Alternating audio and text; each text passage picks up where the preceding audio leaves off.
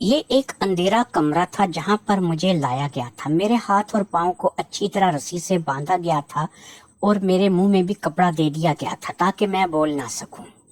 مجھے نہیں پتا تھا کہ مجھے یہاں پر کیوں لایا گیا ہے، لیکن مجھے کچھ اندازہ بہرحال تھا۔ یہ سارا چکر انہی ویڈیوز کا تھا جو میں لیک کر چکی تھی اور جو ڈیٹا میں نے چرایا تھا اور جن ڈیٹا کے فولڈر میرے میموری کارڈ میں سیو تھے۔ جیسا کہ میں آپ کو پہلے بتا چکی ہوں کہ میں نے اپنے میموری کارڈ کو ایک ایسی جگہ پر سیو کیا ہوا تھا کہ جس کی کم از کم مجھے تسلی تھی کہ وہاں پر کوئی بھی نہیں پہنچے گا، کیونکہ اگر کوئی میری پینٹی کی طرف جائے گا اور جانے کا سوچے گا بھی تو وہ زیادہ سے زیادہ میری پینٹی اتار دے گا اور میری پینٹی اتار کر کے میموری کارڈ کو وہ دیکھنے کی کوشش کرے گا۔ ہو سکتا ہے کہ اس قدر بھی چالاکی کی جائے کہ اس میموری کارڈ کو ڈھونڈنے کے لیے میری غلط جگہوں کا بھی جائزہ لیا جائے اور ان کو وہاں پر بھی تلاش کیا جائے۔ اس لیے میں نے اپنی غلط جگہوں پر تو اس کو چھپایا ہی نہیں تھا۔ مجھے نہیں پتا تھا کہ یہ لوگ جو مجھے لائے ہیں یہ کون ہیں، کس کے خریدے ہوئے ہیں، لیکن میں اتنا بہرحال ضرور جانتی تھی کہ اس کے پیچھے سیٹھ ابراہیم کا ہاتھ ضرور ہے۔ میں فرش پر لیٹی ہوئی تھی اور کمرہ جو تھا وہ بالکل اندھیرا تھا، لیکن کافی دیر تک فرش پر لیٹنے کے بعد میری آنکھیں آہستہ آہستہ کمرے کا منظر دیکھنے کے قابل ہو رہی تھیں اور مجھے اس اندھیرے کمرے میں بھی کچھ چیزیں دکھائی دینے لگی تھیں۔ مجھے چھوڑ کر وہ لوگ چلے گئے تھے جو لوگ مجھے اغوا کر کے لائے تھے۔ میرے منہ پر پٹی بندھی ہوئی تھی اور اس کے علاوہ میرے ہاتھ اور پاؤں بھی بندھے ہوئے تھے۔ میں کوئی ایکسپرٹ نہیں تھی اور نہ ہی کوئی جاسوس تھی کہ اپنے ہاتھ اور پاؤں کھول لیتی، لیکن مجھے بہرحال یہاں سے اپنے ہاتھ اور پاؤں کی کھولنے کی کوشش کرنی چاہیے تھی۔ یوں ایسے ہی پڑے رہنا میرے لیے اچھا نہیں تھا، اس لیے میں نے جیسے ہی میری آنکھیں کمرے میں کچھ دیکھنے کے قابل ہوئیں تو میں نے کوئی ایسی چیز تلاش کرنی شروع کر دی کہ جو چھری یا پترا ٹائپ ہو، جس کے ساتھ میں رگڑ کر اپنی ہاتھوں کی رسیاں یا پاؤں کی رسیاں کھول سکوں اور کسی نہ کسی طریقے سے گھسٹ کر میں اس چیز تک پہنچ سکوں۔ لیکن کمرے میں جب میں نے اپنی آنکھیں گما کر چاروں طرف دیکھا تو مجھے ایک چیز کا انکشاف ہوا کہ کمرے میں تو سامان نام کی چیز ہی نہیں تھی، صرف ایک ایسی چٹائی تھی جو کہ زمین پر بچھی ہوئی تھی اور میں اس چٹائی کے اوپر لیٹی ہوئی تھی۔ مجھے یہاں سے آزاد ہونے کا کوئی بھی راستہ سجائی نہیں دے رہا تھا۔ یہ کمرہ چاروں طرف سے بند تھا، صرف ایک دروازہ تھا جو کہ اس میں داخلے کا راستہ تھا اور اس دروازے کو بھی ظاہری بات ہے کہ وہ لوگ باہر سے بند کر کے ہوں گے۔ اب یہاں پر نہ ہی کوئی روشن دان نہ ہی کوئی کھڑکی، اور اوپر سے میرا منہ بندہ ہونے کی وجہ سے میں کسی کو آواز بھی نہیں دے سکتی تھی۔ بہرحال میں اسی حالت میں ایسے ہی پڑی رہی، کیونکہ اب مجھے اس چیز کا فکر نہیں تھا کہ میں کہاں پر ہوں یا کیا کر رہی ہوں یا مجھے آزاد ہونے کی کوشش کرنی چاہیے، کیونکہ میں یہ جان چکی تھی کہ میں چاہوں بھی تو یہاں سے آزاد جو ہے اپنی مرضی سے نہیں ہو سکتی۔ تھوڑی دیر گزر گئی، ایک شخص اور اندر داخل ہوا اور 4 وہی تھے جو مجھے اٹھا کر کے لائے تھے۔ اندر آنے والے شخص کا حوالہ عجیب سا تھا۔ اس نے سر سے لے کے پاؤں تک سیاہ رنگ کا لبادہ پہن رکھا تھا اور اپنے چہرے کو بھی سیاہ نقاب سے ڈھانپ رکھا تھا۔ وہ مجھے اس گروہ کا سرگنا معلوم ہوتا تھا۔ اس نے آ کر کے ایک شخص کو اشارہ کیا اور وہ شخص آگے بڑھا۔ اس نے میری بندھی ہوئی کہیں کپڑے ریموو کرنے شروع کر دیے۔ تھوڑی ہی دیر میں میرے کپڑے اس حد تک اتر چکے تھے کہ میں نیم برہنہ حالت میں وہاں پر لیٹی ہوئی تھی۔ میں نے اگرچہ احتجاج کرنے کی ایک ناکام سی کوشش کی تھی، لیکن میں اس احتجاج میں کامیاب نہیں ہو سکی تھی۔ انہوں نے میرے کپڑے تو کہ کافی حد تک انہوں نے اتار دیے تھے اور کافی حد تک میں نے پہنے ہوئے تھے، ان کی اچھی طرح سے تلاشی لینی شروع کر دی، حتیٰ کہ وہ میرے کپڑے کی سلائیوں کو بھی اچھے سے دیکھ رہے تھے۔ مجھے ڈر لگنے لگا کہ ان کو کہیں میرا میموری کارڈ ہاتھ نہ لگ جائے، کیونکہ میموری کارڈ میں جہاں پر رکھا ہوا تھا میں تو اپنی طرف سے مطمئن تھی، لیکن یہ لوگ بھی تلاشی لینے میں پورے استاد تھے۔ انہوں نے میری شلوار کے پانچے، میرے شلوار کا جو آسن تھا جہاں پر میں ناڑا یا الاسٹک ڈالتی تھی، اس کو بھی اچھی طریقے سے چیک کیا تھا۔ اس کے علاوہ انہوں نے میری قمیض کے کف اور میری قمیض کے بازو اور میری قمیض کو بھی اچھی طریقے سے ٹٹول کر چیک کیا تھا۔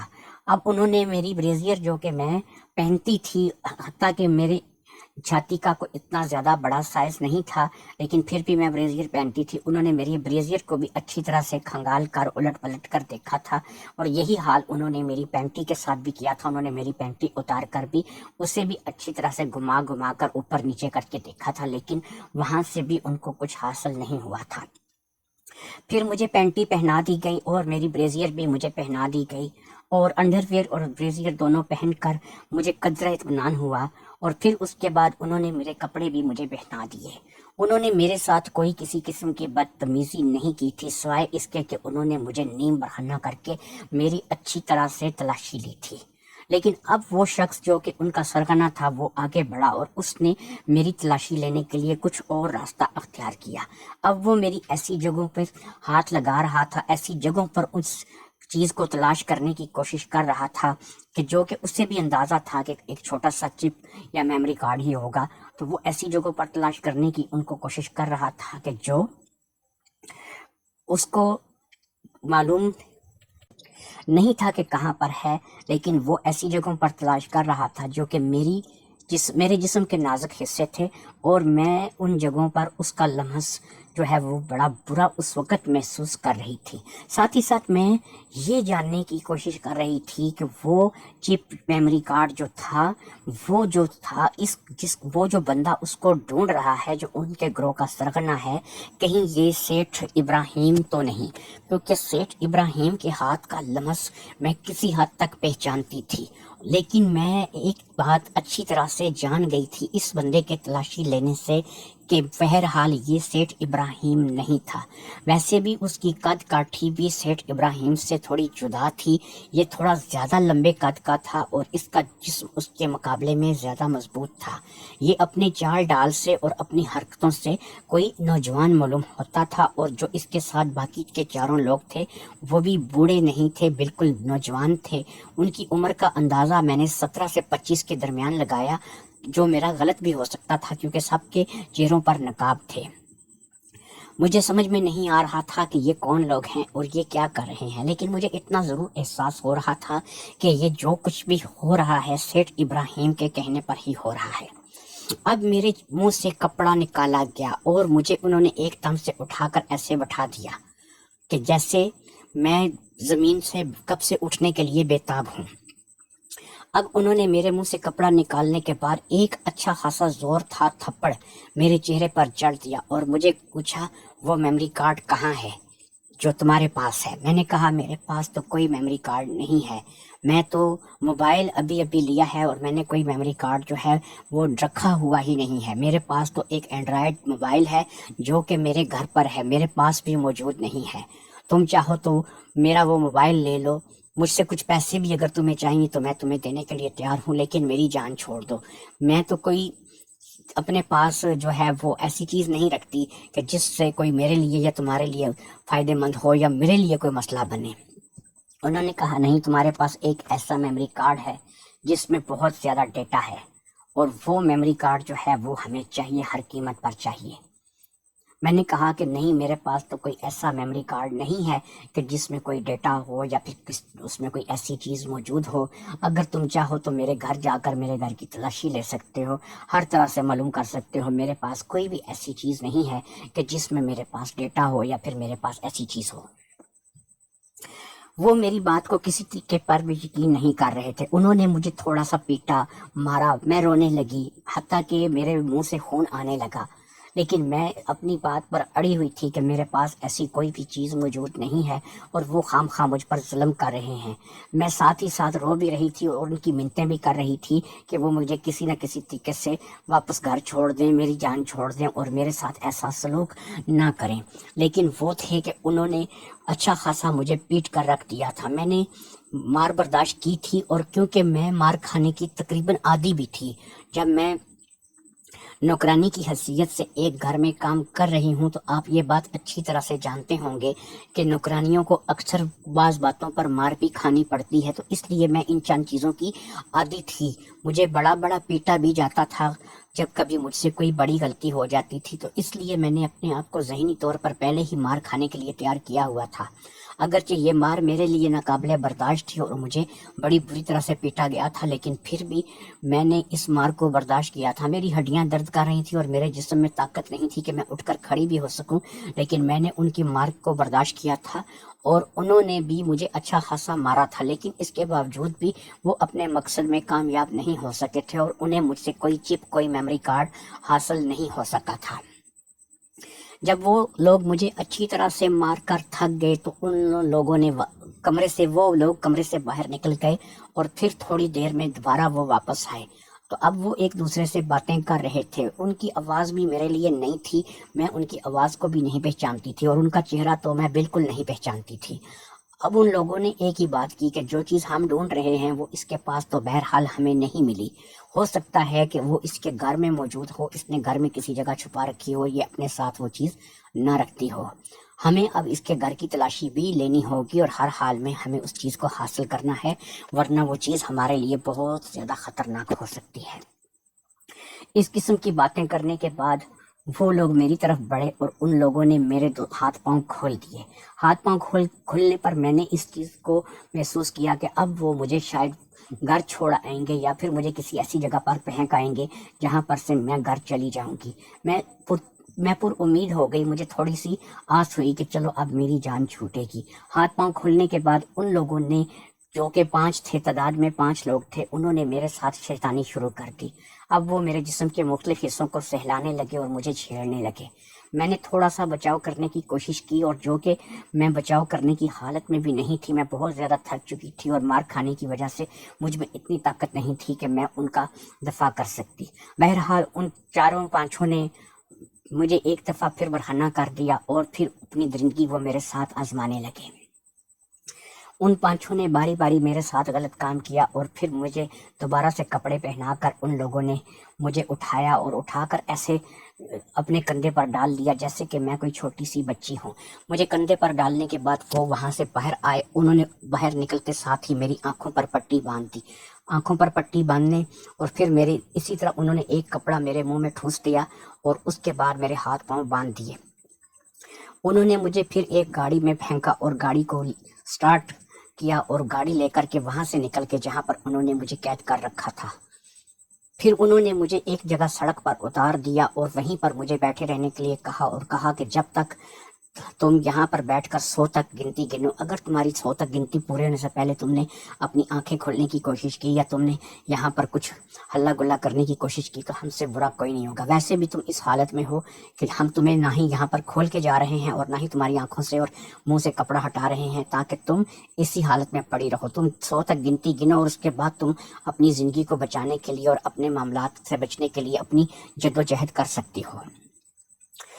मैंने दिल ही दिल में वाकया ही 100 तक गिनती गिननी शुरू कर दी, या फिर इस चीज़ का अंदाज़ा रखा कि कितनी देर तक मैं 100 की गिनती गिन सकती हूँ, क्योंकि मैं उस वक्त गिनती गिनने के मूड में नहीं थी। मैंने चंद ही लफ्ज़ गिने थे, उसके बाद मैं खामोश हो गई थी और मैंने इस चीज़ का अंदाज़ा करना शुरू कर दिया था कि अंदाज़न कितनी देर में 100 तक गिनती गिनी जाए तो फिर उनका टाइम पूरा हो जाएगा। वो लोग वहाँ से बहरहाल मुझे छोड़कर रवाना हो चुके थे। मुझे काफ़ी चोटें आई थी और मैं काफ़ी ज़ख्मी हो चुकी थी और इस हालत में मुझे नहीं पता था कि कहाँ बैठी थी, लेकिन मुझे ऐसा महसूस हो रहा था कि ये कोई सड़क है जहाँ पर मैं बैठी हूँ, क्योंकि इक्का दुक्का गाड़ियाँ मुझे दूर से कहीं उनकी आवाज़ सुनाई दे रही थी। लेकिन मुझे ये नहीं समझ आ रही थी कि अगर गाड़ियाँ सड़कों पर चल रही हैं तो लोग मेरी तरफ मुतवज्जा क्यों नहीं हो रहे हैं और लोग मेरे पास क्यों नहीं आ रहे हैं।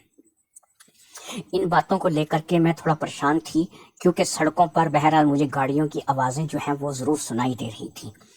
खैर काफ़ी देर गुजर गई और मैं इसी हालत में रही। फिर मैंने अपने आप को छुड़ाने के लिए जद्दोजहद करनी शुरू कर दी। अब मैंने सबसे पहले अपने मुंह में फंसा हुआ कपड़ा, जो कि ठूंस ठूंस कर मेरे मुंह में फंसाया गया था, सबसे पहले उस कपड़े को निकाला। किसी न किसी तरीके से मैं काफ़ी जद्दोजहद के बाद उस कपड़े को निकालने में कामयाब हो गई। जैसे ही मैंने अपने मुंह से कपड़ा निकाला और मेरी ज़ुबान आज़ाद हुई, मैंने ज़ोर ज़ोर से बचाओ बचाओ चिल्लाना शुरू कर दिया। अब मेरी आवाज़ थी कि मेरी आवाज़ सुनकर मुझे कुछ कदमों की आवाज़ अपने पास आती हुई महसूस हुई। फिर थोड़ी ही देर में कुछ लोगों ने मेरे गिर्द डेरा जमा लिया। मेरे गिर्द जैसे ही डेरा जमा, मुझे अंदाज़ा हो गया कि काफ़ी सारे लोग मेरे पास खड़े हैं। फिर उनमें से ही किसी ने आगे बढ़कर मेरी आंखों पर से पट्टी खोल दी और मेरी रस्सियां खोलने लगा। मेरी रस्सियां खुली, मेरी आंखों पर से पट्टी हटी तो मैंने देखा कि ये सड़क जरूर थी, लेकिन ये मेन सड़क से हटकर एक वीरान सी सड़क थी जहां पर गाड़ियों की आमदोरफ्त नहीं थी। असल में गाड़ियां मेन सड़क पर चल रही थी और ये सड़क मेन सड़क से हटकर थी। ये सड़क मेरे लिए अनजान थी, मैं इस जगह को नहीं जानती थी। ये जगह कौन सी थी, मैं यहाँ पर पहले नहीं आई थी। बहरहाल जैसे ही मेरे हाथ पांव खुले और मेरी आंखों से पट्टी हटी, मैंने अल्लाह का शुक्र अदा किया कि चलो मैं अब जो है एक बड़ी मुसीबत से निकल आई हूँ। वो लोग जो कि मुझे कुछ थोड़े से देहाती टाइप के मालूम होते थे, जिन्होंने मुझे खोला था, उन लोगों ने मुझे पूछना शुरू कर दिया। उनमें चंद औरतें भी थीं जो कि मेरे पास आईं। उन्होंने मुझे पानी का एक गिलास दिया जो कि मैंने पी लिया, और फिर उसके बाद उन्होंने भी मुझसे तफ्तीशी अफसर की तरह पूछना शुरू कर दिया कि मैं कौन हूँ, कहाँ हूँ और कैसे जहाँ तक पहुँची। मैंने उन सब की बातों को नज़रअंदाज करते हुए पूछा कि ये जगह कौन सी है और मैं इस वक्त कहाँ पर हूँ। उन्होंने मुझे हाईवे की एक जगह का नाम बताया जो कि मैंने सुना हुआ ज़रूर था, लेकिन मैं यहाँ पर आई नहीं थी। मैंने उनमें से कहा कि आप लोगों में से किसी के पास अगर फ़ोन हो तो मुझे फ़ोन दें। उन्होंने कहा जी कि फ़ोन तो हम देते हैं, लेकिन हमने साथ ही साथ पुलिस को भी इतला कर दी है। मैंने कहा ठीक है, आप लोगों ने पुलिस को इतला कर दी है, आप लोगों ने बहुत अच्छा किया है, लेकिन मुझे ज़रा फ़ोन दीजिए ताकि मैं जो है वो किसी से बात करना चाहती हूँ। मैंने फ़ोन पकड़ा और मैंने उस वक्त मदीहा बाजी का नंबर मिलाया। जैसे ही मदीहा बाजी ने दूसरी तरफ से कॉल अटेंड की, क्योंकि कुछ नंबर घर के ऐसे थे जो मुझे ज़ुबानी याद थे, मदीहा बाजी का नंबर भी उन्हीं नंबरों में से नंबर था। तो मैंने जैसे ही मदीहा बाजी ने कॉल अटेंड की, मैंने मदीहा बाजी को अपनी सूरत हाल से आगाह किया। मदीहा बाजी ने कहा कि तुम वहीं रहना और फिक्र न करना, पुलिस के आने तक तुम अपना मुंह बंद रखना, मैं अभी आती हूँ। तकरीबन 15 से 20 मिनट गुजर गए, पुलिस की एक वैन आ गई। उन्होंने आकर के मुझसे प्रतीत शुरू कर दी। अपनी अपनी तफ्तीश का आगाज़ उन्होंने कर दिया। मैंने उनको यही बताया कि मैं घर से सौदा सल्फ लेने के लिए मार्केट के लिए निकली थी कि मुझे अगवा कर लिया गया और फिर उन लोगों ने मेरे साथ ज्यादती की और मुझे यहाँ पर छोड़ दिया। इसके अलावा मैंने कुछ भी उनको नहीं बताया था। थोड़ी ही देर मजीद गुजरी के मदीहा बाजी भी गाड़ी लेकर के वहां पहुंच गई। मदीहा के साथ साथ मरजान भी थी और नाजिया भी आई थी। मुझे तीनों को देख करके थोड़ी सी शर्मिंदगी जरूर हुई, लेकिन क्योंकि मैं जिस हालत में बैठी थी वो एक इंटरनेशनल हालत थी। मेरे कपड़े भी तकरीबन फटे हुए थे, लेकिन बहरहाल ये था कि मेरी 70 पोशी जो है वो उसमें कोई मसला नहीं था। बहरहाल मैं फटे हुए कपड़े ज़रूर थे, लेकिन बहरहाल मैं नंगी नहीं थी। तो उन लोगों ने आकर के मुझे देखा और मुझे तसल्ली दी। नाजिया ने मुझे आते ही गले लगा लिया, मदीहा बाजी ने भी मुझे आके गले लगा लिया और फिर मदीहा बाजी ने इंस्पेक्टर को एक तरफ ले जा करके उससे बातें शुरू कर दी। इंस्पेक्टर काफ़ी देर तक मदीहा बाजी से बातें करता रहा और फिर वो वहाँ से रुखसत हो गया। इंस्पेक्टर के चले जाने के बाद मदीहा बाजी ने मुझे गाड़ी में डाला और फिर मुझे लेकर के कोठी की तरफ चल पड़ी। हम लोग तकरीबन आधे घंटे के सफ़र के बाद अपनी कोठी में दाखिल हुए। मदीहा बाजी ने मुझे मेरे ही कमरे में ला करके बिठा दिया और फिर मुझे उन्होंने लेट जाने को कहा।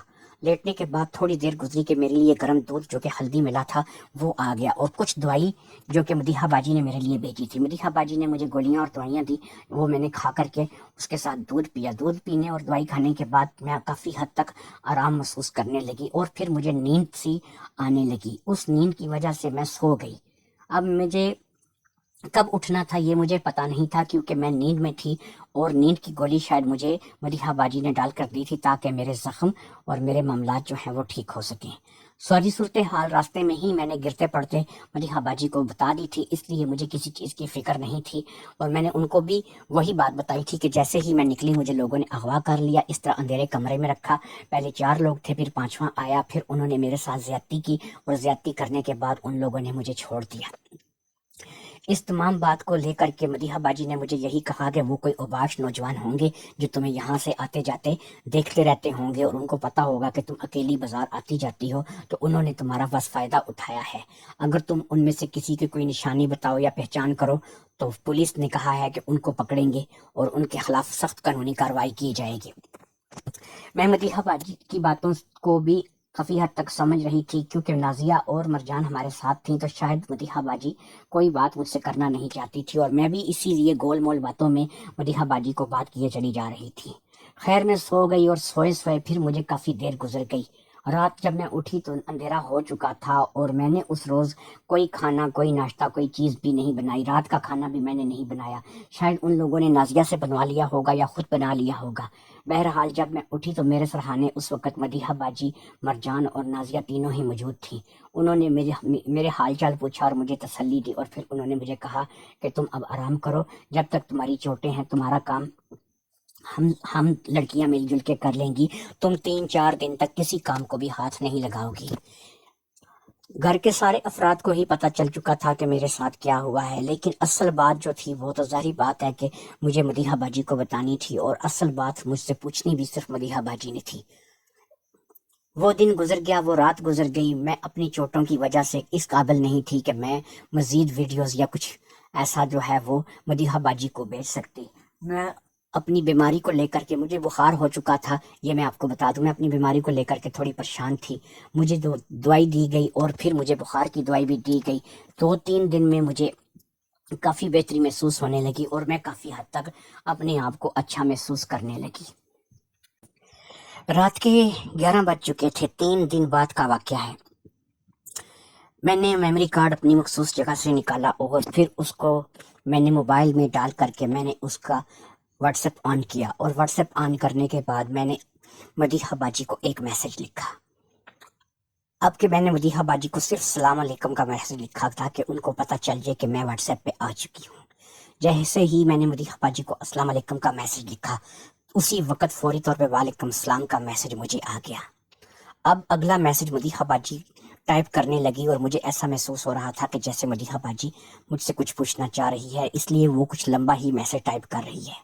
تقریباً 5 منٹ کے وقفے کے بعد ایک اور میسج آیا. مجھے اصل کہانی بتاؤ کہ تمہارے ساتھ کیا ہوا ہے اور تمہیں کیا محسوس ہوتا ہے. میں نے جواب میں جو میرے من میں تھا میں نے بتا دیا. وہاں سے میسج آیا، مجھے بھی بالکل یہی محسوس ہوا ہے، لیکن تم فکر مت کرو. میں نے تمہیں پہلے بھی کہا تھا کہ میں تمہارے ساتھ ہوں اور میں اب بھی تمہارے ساتھ ہوں. تم کسی قسم کی غلطی مت کرنا، کوئی فکر مت کرنا. میں تمہیں یہ بتا دوں کہ تم یہ مت سمجھو کہ تم صرف اکیلی اس جنگ میں شامل ہو. جو تم نے مجھے صورتحال بتائی ہے، اب اس جنگ میں میں تمہارے ساتھ مل کر اس جنگ کو لڑ رہی ہوں. لیکن یہ بات نہ ہی مرجان کو پتہ چلنی چاہیے اور نہ ہی نازیہ کو، اور نہ ہی ہمارے گھر میں اس بات کا کسی اور کو علم ہونا چاہیے. میں جانتی ہوں کہ تمہارے ساتھ ایسا کیوں ہو رہا ہے. وہی راز جو تم نے مجھے بتایا ہے، کچھ لوگوں کو شک ہے کہ وہ راز تم نے کسی کو لیک کر دیا ہے، اور خاص طور پر مجھے یہ شک ہے کہ تم نے جو ویڈیوز مرجان کو بھیجی تھیں، انہی ویڈیوز کی وجہ سے ساری بات لیک ہوئی ہے. اگر تم میرے واٹس ایپ پہ مجھے ویڈیوز بھیجتی اور مرجان کو ویڈیو نہ بھیجتی تو پھر ہو سکتا ہے کوئی ایسا مسئلہ تمہارے ساتھ نہ ہوتا. مرجان کے پاس ویڈیو گئی اور وہاں سے یہ سارا معاملہ لیک ہوا ہے. لیکن سوال تو یہ پیدا ہوتا ہے کہ مرجان نے ڈیڈی کے خلاف ایکشن کیوں نہیں لیا. یہ بات میں بھی جاننا چاہتی ہوں اور تم بھی جاننا چاہتی ہو. فکر نہ کرو، بہت جلد ہم اس بات کی تہہ تک پہنچ جائیں گی. میں نے صرف ٹھیک ہے لکھا اور پھر میں نے تمہاری تمام چیٹ کو ڈیلیٹ کیا، واٹس ایپ کو ڈیلیٹ کیا، اور پھر میں نے وہی جو اپنا میموری کارڈ تھا اپنی اسی مخصوص جگہ پر چھپا دیا، اپنے موبائل کو اپنے سرہانے رکھا اور پھر میں سو گئی. یہ رات گزر گئی اور پھر اگلا دن آ گیا. پھر اسی طرح کئی دن اور گزر گئے. اب تو سیٹھ ابراہیم نے بھی مجھے بلانا چھوڑ دیا تھا، اور نہ ہی سیٹھ ابراہیم جو ہے وہ مجھے فون کرتا تھا، کیونکہ اس سے بھی میری اصلی حالت کا علم تھا کہ میرے پاس میری جو حالت اس وقت ہوئی پڑی تھی.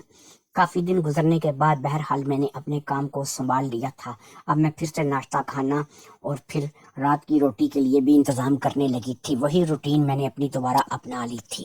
لیکن اب میں بازار نہیں جاتی تھی، بلکہ مجھے بازار جانے کی ضرورت نہیں پڑتی تھی. مدیحہ باجی اور مرجان جب وہ کالج سے واپس آتی تھیں تو میری بتائی ہوئی لسٹ کے مطابق وہ بازار سے چیزیں اور سامان خرید لاتی تھی. انہوں نے مجھے گھر سے نکلنے سے سخت منع کیا تھا، اور انہوں نے مجھے کہا تھا کہ تم اپنا خیال رکھو. تم 2 دفعہ تو بچی ہو، یہ نہ ہو کہ تیسری دفعہ تمہارے ساتھ کوئی ایسا حادثہ پیش آئے کہ تم کہیں سے بھی بچ نہ سکو. काफ़ी दिन गुजर गए और मैंने बाज़ार जाना भी बंद कर दिया, और इसी तरह जो भी सामान मुझे मदीहा बाजिया और मरजान ला करके देती, उसी के ज़रिए से मैं घर का निज़ाम चला रही थी और घर के मामलात को देखती चली जा रही थी। लेकिन मैं इन काफ़ी जिसकी दिन की छुट्टी की वजह से काफ़ी हद तक बोर हो चुकी थी। मेरी बोरियत की असल वजह ये थी कि मुझे आज तक अभी तक ना ही मारिया के बारे में कुछ पता चला था, ना ही इस रात का पता चला था कि मरजान क्यों इस बात को छुपा रही है, या उसने मेरी सेंड की हुई वीडियो का आगे क्या बताया है, और उसकी वजह से मुझ पर ये जो मुसीबतें आ रही हैं ये क्यों आ रही हैं। क्योंकि मुझे यही लग रहा था कि वाकई मरजान की ही जो वीडियो मैंने जो मरजान को भेजी थी, उनकी उस वजह से ही, उन वीडियो की वजह से ही मुझ पर ये मुसीबतें आ रही हैं। और किसी को वाकई इस बात का पक्का शक हो गया है कि मेरे पास कोई ऐसा मेमोरी कार्ड या कोई ऐसा डेटा मौजूद है कि जिससे मैं काम लेकर के ये काम कर रही हूँ। एक दिन ऐसा हुआ कि जब मैं रात को सोई हुई थी और सुबह जब मैं सो करके उठी, तो मुझे अपना कमरा ऐसा लगा कि जैसे मेरे कमरे में रात को कोई आया हो और उसने मेरे कमरे को अच्छी तरह से छान फटक कर देखा हो। मेरे कमरे की दूसरे लफ्ज़ों में तलाशी ली गई थी। मेरे कमरे की तलाशी के दौरान ज़ाहिर बात है कि वहाँ से कुछ भी नहीं मिल सकता था, क्योंकि मेरा एक मोबाइल था जिसमें कोई भी डेटा सेव नहीं था, कोई भी चीज़ ऐसी नहीं थी। अच्छी तरह से तलाशी लेने के बावजूद मुझे लगता था कि वो लोग नाकाम होकर वापस गए हैं और उनको कोई भी ऐसी चीज़ नहीं मिली है, क्योंकि सिम कार्ड भी मेरे पास था और मेमोरी कार्ड भी मेरे पास था, और दोनों ही चीज़ें मेरे पास ऐसी जगह पर सेव थी जहाँ से उन्होंने अच्छी खासी तलाशी लेने के बावजूद भी उन दोनों चीज़ों को बरामद वो लोग नहीं कर सके थे। मेरे मोबाइल में जो सिम थी वो वही सिम थी जिसका नंबर सब लोग जानते थे, और ना ही मेरे मोबाइल में कोई व्हाट्सएप सेटिंग थी, ना ही मेरे मोबाइल में व्हाट्सएप था। तो इसलिए वो लोग अपनी जो भी जोर आजमाई कर सकते थे वो करके चले गए थे, लेकिन उन्हें ना ही मेरे मोबाइल में कोई व्हाट्सएप मिला था। क्योंकि अब तो मैंने यही सिस्टम रखा हुआ था कि व्हाट्सएप पे चैट करने के बाद मैं व्हाट्सएप को डिलीट कर दिया करती थी। डिलीट होने की वजह से मेरे मोबाइल पे किसी को व्हाट्सएप ही नहीं मिलता था, और अगर किसी को व्हाट्सएप ही नहीं मिलता था तो उसको उसमें कोई वीडियो, कोई ऑडियो, कोई कैसे मिल सकती थी, या कोई मैसेज कैसे मिल सकता था। मेरी इसी एहतियात ने अब तक मुझे बचाया हुआ था, वरना हो सकता है वाकई ही मेरी जान पर पता नहीं क्या मुसीबत आ जाती। बहरहाल इन तमाम बातों को जानते हुए मैंने एक चीज़ का फैसला कर लिया कि अब मुझे घर में नहीं बैठना है, क्योंकि मुझे मारिया की असलियत का भी पता लगाना है, और मुझे ये भी पता करना है कि मरजान के पास जो वीडियोस मैंने भेजी थी वो मरजान ने जानने बूझने के बावजूद जो है वो उसका मुद्दा क्यों नहीं उठाया और उस पर बात क्यों नहीं की, और आज तक मरजान चुप क्यों है। इन सारी बातों को जानने के लिए मुझे ज़रूरी था कि मैं किसी न किसी तौर से मारिया तक पहुंचती। मारिया का मैंने आपको बताया कि गुलबर्ग में वो रहती थी, गुलबर्ग की एक आलीशान कोठी में वो रहती थी, लेकिन मुझे मारिया के बारे में सिर्फ इसके अलावा और कुछ भी मालूम नहीं था। किसी भी वीडियो में मुकम्मल पता नहीं था, किसी भी वीडियो में कोई ऐसी बात नहीं थी कि मैं मारिया तक पहुंच सकती। लेकिन बहरहाल अब मैंने काफ़ी आराम कर लिया था, मेरे ज़ख्म भी ठीक हो चुके थे, और मैं अब अपने आप को हर लिहाज से फिट महसूस कर रही थी। लिहाजा मैंने मारिया के पास पहुंचने के लिए एक बड़ा ही अनोखा रास्ता सोचा। जी हाँ, मैं थोड़ी सी जासूस तो मैंने आपको कहा है ना हूँ, तो मैंने एक नया रास्ता सोचा। सेठ इब्राहिम जब गाड़ी लेकर के यहाँ से निकले, अगर मैं किसी तरह से सेठ इब्राहिम की गाड़ी में पीछे छुप जाऊं, तो हो सकता है कि सेठ इब्राहिम मारिया के घर का चक्कर लगाए, और अगर वो मारिया के घर गया तो हो सकता है कि उसी बहाने मैं भी मारिया के घर तक पहुंच जाऊं। मुझे बस एक चीज से ज्यादा खतरा था कि अगर मारिया के घर में भी पालतू कुत्ते हुए और इसी नस्ल यानी जर्मन शेफर्ड नस्ल के हुए, तो वो कुत्ते ये ना हो कि सेठ इब्राहिम को पता चले ना चले, लेकिन उन कुत्तों को पता चले और वो कुत्ते सेठ इब्राहिम से पहले ही मेरी बोटियां उड़ा दें। मैं डर भी रही थी, लेकिन मैं मारिया तक पहुंचना भी चाहती थी। मुझे यही रास्ता सबसे मुनासिब लगा कि मैं सेठ इब्राहिम की गाड़ी की डिग्गी में छुपकर सेठ इब्राहिम का पीछा करूं, और किसी न किसी तौर पे जब अगर सेठ इब्राहिम मारिया के घर जाए तो मैं मारिया के घर तक पहुंचने की कोशिश करूं। लिहाजा मुझे यही बात अच्छी लगी, लेकिन इस काम पर अमल करने से पहले पहले मैंने एक और काम किया। मैंने एक मैसेज करके अपने इस मंसूबे से मदीहा बाजी को आगाह कर दिया। अब मेरे इस मंसूबे को सिर्फ एक और शख्सियत जानती थी और वो सिर्फ मदीहा बाजी थी। मैं जानती थी या मदीहा बाजी जानती थी कि मैं क्या करने जा रही हूँ। मदीहा बाजी ने हत्ता कि मुझे व्हाट्सएप पे जवाबी मैसेज करके मना भी किया था, लेकिन मैंने उनको बताया कि नहीं, ये मेरा अटल फैसला है, अगर मैं इस पे काम नहीं करूँगी तो हम कभी भी अपने असली टारगेट तक नहीं पहुँच पाएंगी। फिर उन्होंने मुझे कहा कि ठीक है, तुम करो, लेकिन होशियारी के साथ, किसी चक्कर में ना फंस जाना। मैंने कहा आप फिक्र न करें, मैं अपना पूरा ध्यान रखूंगी। अब मैं मुकम्मल तौर पर इस काम के लिए तैयार थी।